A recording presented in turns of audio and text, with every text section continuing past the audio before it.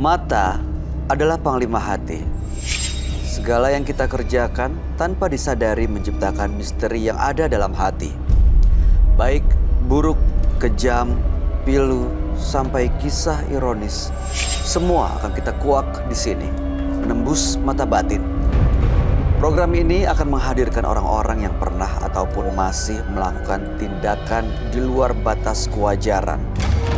Dan bintang tamu yang hadir pada malam hari ini adalah Natalia Hamad. Natali, Ya, di sini baik. kan suka datang partisipan kita yang sering melakukan ya hal-hal mistis dan juga punya makhluk-makhluk gaib yang dia bawa. Kamu termasuk peka nggak terhadap hal-hal gaib kayak begitu?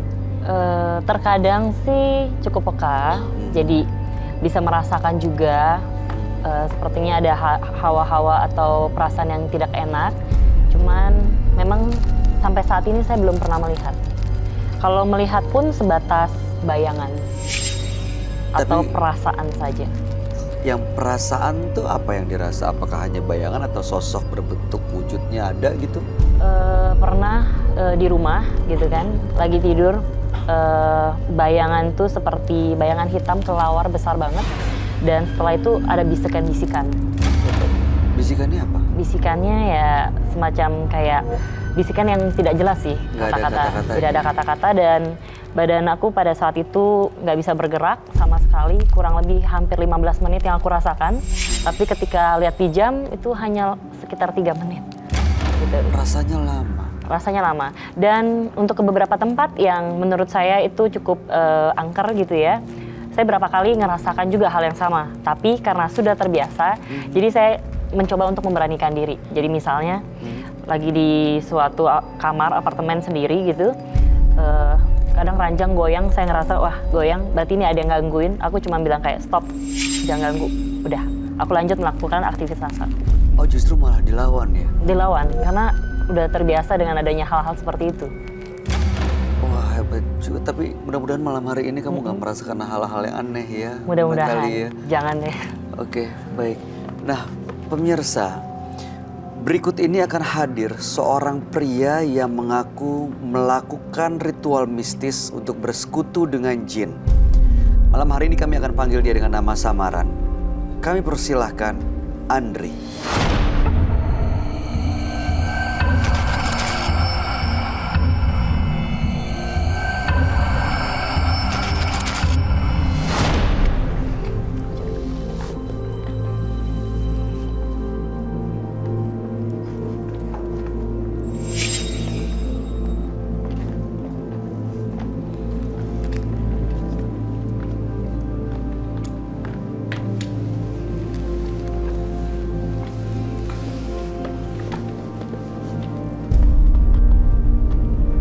Selamat malam Pak Andri. Selamat malam, Mas. Apa yang mau Anda ceritakan pada kami malam ini?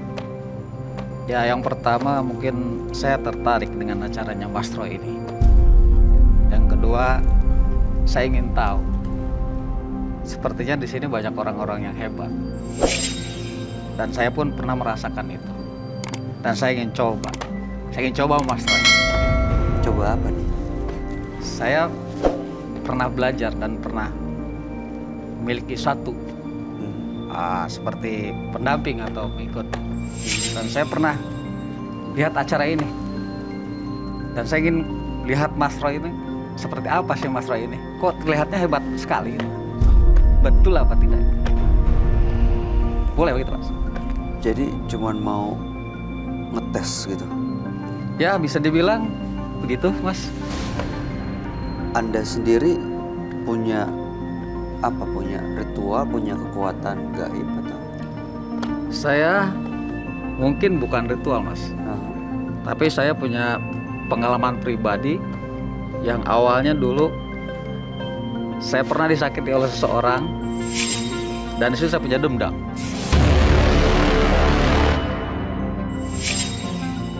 Coba saya mencari beberapa yang saya cari dari ilmu-ilmu dari kekuatan, tapi mohon maaf, bukan semacam dukun atau tukang-tukang santet atau pesugihan ya.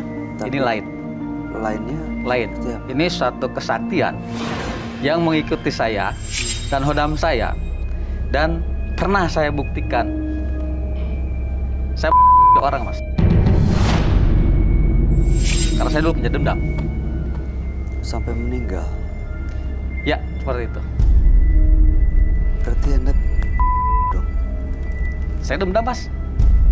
Bahkan mungkin saya kalau saat itu dengan orang itu, karena tidak seimbang saat itu, Mas. Apa yang Anda lakukan sampai membuat orang terbunuh? Ya, saya pernah belajar. Awalnya saya pernah belajar beberapa ilmu yang saya pelajari. Ya, seperti mencari ilmu kesaktian karena saya punya dendam. Tapi beberapa tempat yang saya cari ternyata saya baru dapat di daerah satu gunung, Mas. Sebenarnya bukan tujuan saya mencari seperti itu. Tapi setelah saya ketemu seperti itu, mungkin lebih enak ya dari santet, Mas. Ya mohon maaf, bukan saya bilang santet itu tidak bagus atau tidak hebat. Cuman kalau mungkin santet itu butuh waktu ya untuk menyatet. Tapi kalau saya panggil, suruh, jadi, Mas. Jadi apa? Seperti apa yang saya inginkan. Apakah dia akan jatuh lumpuh? Apakah dia... Ya ini salah satunya, karena memang pernah terjadi. Saya disakiti dan saya coba.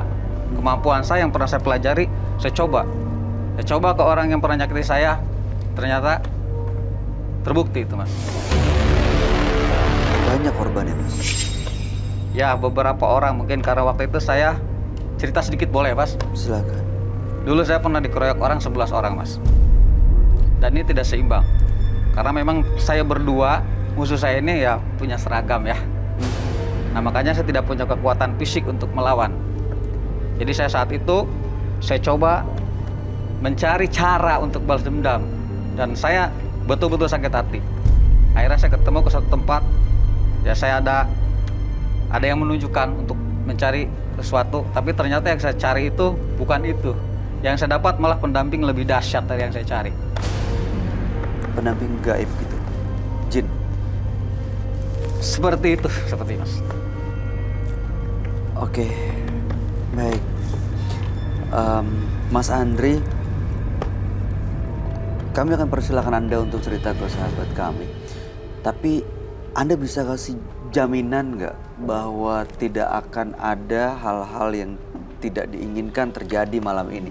Karena gini ya Mas ya, di sini tuh bukan tempat untuk unjuk gigi, unjuk kebolehan, pamer, ngetes, kayak gitu Mas. Tapi kalau Anda mau sharing, kami dengarkan ceritanya. Mudah-mudahan jadi pelajaran buat kita semua. Boleh, Mas. Akan saya coba. Anda bisa berikan jaminan ya? Siap. Oke, baik. Kalau begitu, Anda kami persilakan untuk cerita ke sahabat kami. Dia adalah seorang indigo, kami persilakan. Roy Kiyoshi. Sebelumnya, tim Mata Batin sudah memberikan tanggal lahir dan nomor rumah partisipan kepada Roy Kiyoshi. Dengan mata batinnya, Roy akan membaca berdasarkan angka yang kami berikan. Andri, tinggal di rumah bernomor 72.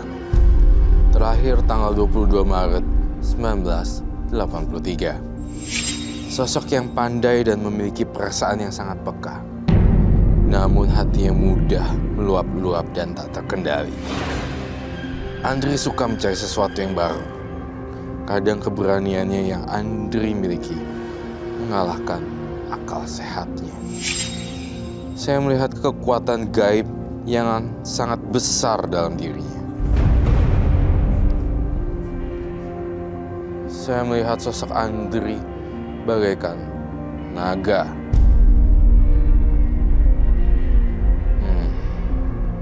Kekuatannya sangat besar sekali dan mempengaruhi pikirannya.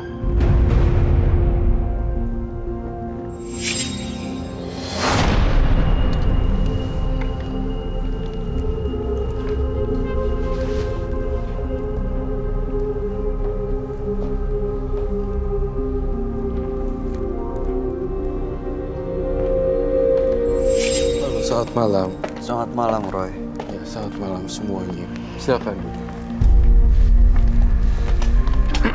Andri, dengan tanggal lahir 22 Maret 1983, nomor rumah 72. Andri punya ritual dan punya ilmu gitu ya, ilmu gaib yang digunakan untuk mendapatkan apa yang dimau, termasuk menyakiti orang. Hal ini karena dendam, waktu itu pernah dikeroyokin orang, dan saat ini hanya mau berbagi cerita, tapi sudah memberikan jaminan tidak akan ada yang terancam. Ya. Oke, baik. Dilihat dari sekilas mata aja deh, saya ngelihat manner dan attitude-nya sungguh tidak memberikan respek yang baik ya terhadap lingkungan dan sesamanya sebenarnya. Ya kita orang awam pun tidak usah pakai indigo dan segala macam juga udah ngerasa sih dia dia show off. Hanya ingin pamer. Iya, show off. Dan saya merasa Andri itu punya ilmu terpendam gitu. Saya tuh ngelihat dia ya, saya deg-degan karena ada energi panas yang berhubungan dengan api. Betul begitu, Mas. Betul, bisa dibilang begitu. Itu dari mana, Ros? Energi api. Panas. Energi api. Saya akan mencoba menggambarkan apa dulu ya yang saya lihat ya. Baru nanti saya jelaskan satu persatu seperti apa sih.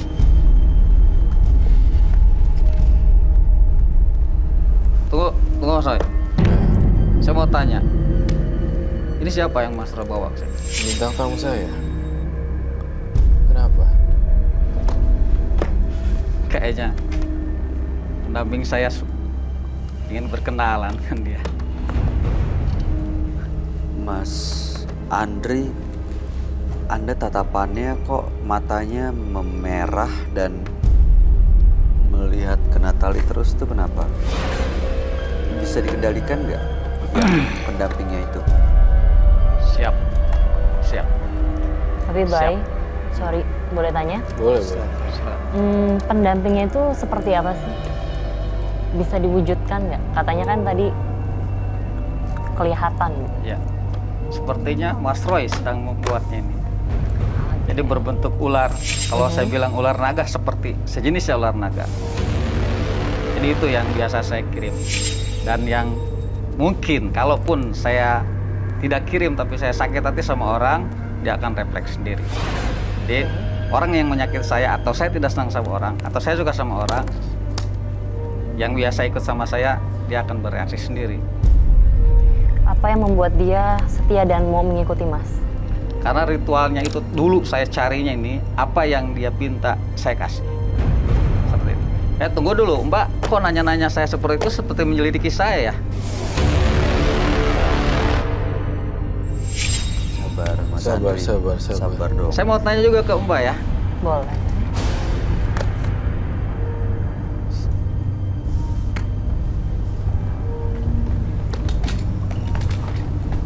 Sebentar. Tenang, Mas. Mas Andri. Kamu mau apa, Mas? Sepertinya suka. Tadi Mas Andri kan udah janji nggak akan ada yang dibahayakan di sini, Mas. Iya. Tapi sebaiknya Mas duduk juga lah. Iya, Saya iya, tidak suka kalau lihat orang bicara berdiri. Duduk. Iya, Masnya kayak panasan gitu ya, Roy? Iya. Biasanya kalau orang diikuti makhluk halus, biasanya naik turun tempernya seperti itu. Kecuali makhluk halusnya yang positif ya.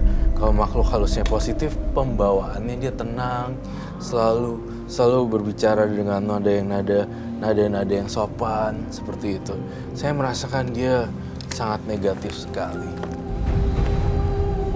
Mas Roy, saya minta jangan bicara seperti itu, Mas Roy. Kenapa? Mas Roy pun hampir mirip dengan saya. Pendamping ada di Mas Roy juga hampir mirip dengan saya. Saya bisa lihat itu, Mas Roy. Iya. Ular. Saya tetap akan santai. Ya memang benar saya ada teman saya ular. Namun yang menjadi perbedaan adalah bagaimana sikap kita terhadap apa yang kita punya dan tunjukin ke orang lain. bagi saya ada atau tidaknya teman saya bernama Siti Jasmi atau tidak, yang paling penting di saya adalah manner, toto kromo, dan sopan santun dan attitude. Itu lebih penting. Etika. Apabila itu udah ada tata keramanya dengan dijagain seperti ini, wah luar biasa. Itu yang saya nggak dapat dari kamu, Mas Andri. Baik Mas Roy, saya sekarang mau coba. Ya. Saya mau buktiin kemampuan saya dengan yang Mas Roy punya. Rasanya saya akan hancurkan tuh punya Mas Roy. Mas Andri tadi. Pendamping yang mendampingi Mas Roy ini, Jadi saya lihat lebih besar punya saya daripada Mas Roy. Mas Andri. Walaupun ular, tapi saya ular naga Mas Roy. Mas Andri. Sebaik Mas diam dulu Mas. Sebentar Mas, Mas yang diam. Saya lagi bicara sama Mas Roy. Loh, tapi saya bicara. Sebentar ya, Mbak kesini mau apa? Saya mau tanya. Mbak diundang kesini untuk apa? Mbak mau dikorbankan oleh Mas Roy? Bukan Nggak ada hanya dikorbankan. saya, bukan hanya saya, penghodam saya, pendamping saya mau korbankan Mbak. Tapi kehebatannya Mas Roy bisa. Mas Andri. Bisa. Maksudnya Mas apa diam nih? dulu Mas. Enggak. Saya yang tuan rumah. Saya dan Roy tuan rumah di sini. Silakan. Oke, Anda kalau yang gitu. tamu di sini. Ya, jadi kita bicaranya gantian. Anda nggak bisa bicara seperti itu ke bintang tamu kami. Santai aja ngomongnya. Oke. Biasa aja. Siap, baik kok. Saya menghargai Anda dari tadi. Tolong hargai kami. Iya betul. Jadi maksudnya dia kesini, Roy, dengan makhluk yang naga ini mau mengganggu Siti Jasmia. Betul. Ingin mengganggu Siti Jasmia dan ingin mengambil Siti Jasmia. Tapi tidak bisa kok. Kenapa tidak bisa? Karena setiap orang punya jodohnya masing-masing. Akan saya coba. Saya bisa aja ganggu selain Mas Roy. Kalau saya tidak suka sama seorang, saya bisa aja ganggu yang di sebelah Mas Roy. Ganggu yang di sebelah Mas Roy. Bintang tamu ini seperti ini yang saya suka. Dari tadi Anda Maksudnya ngancem gimana? terus. Kenapa dari tadi kok Kenapa malah ya? ke saya? Iya. Kayaknya hodam saya yang saya bawa saya ini kayaknya marah sama Mbak ini. Loh, kenapa harus marah sama saya? Tapi bintang tamu saya tidak ada salah apapun dan tidak ada kaitannya dengan kamu loh. Tapi yang di belakang saya yang ada kaitannya, Mas. Apa sih yang dia mau apa? Saya kan dari awal sudah bilang, Mas. Jangan. Saya tertarik dengan acara ini. Iya, apa yang dia mau dari bintang tamu kami? Ya. Mungkin karena yang mengikuti saya ini mungkin melihat sesuatu ya di dirinya Mbak ini. Jadi datang kemari cuma seperti ini gitu ya.